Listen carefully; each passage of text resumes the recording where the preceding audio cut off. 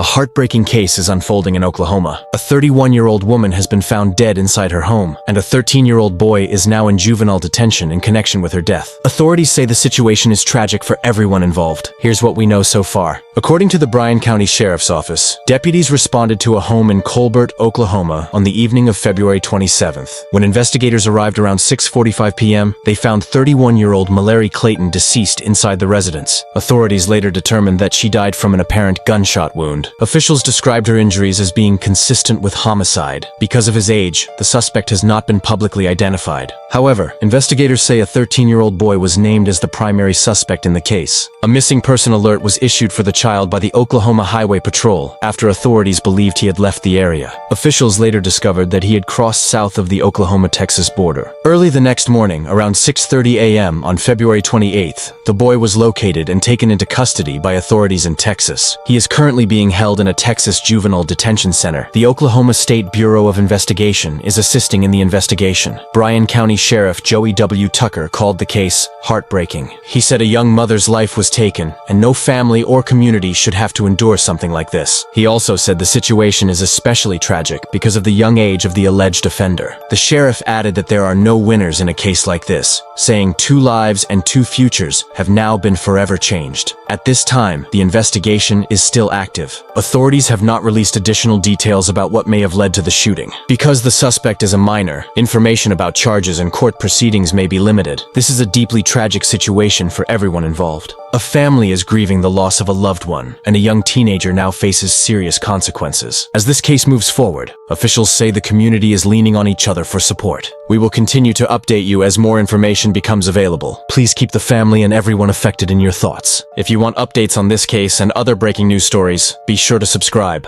And as always, keep the conversation respectful in the comments.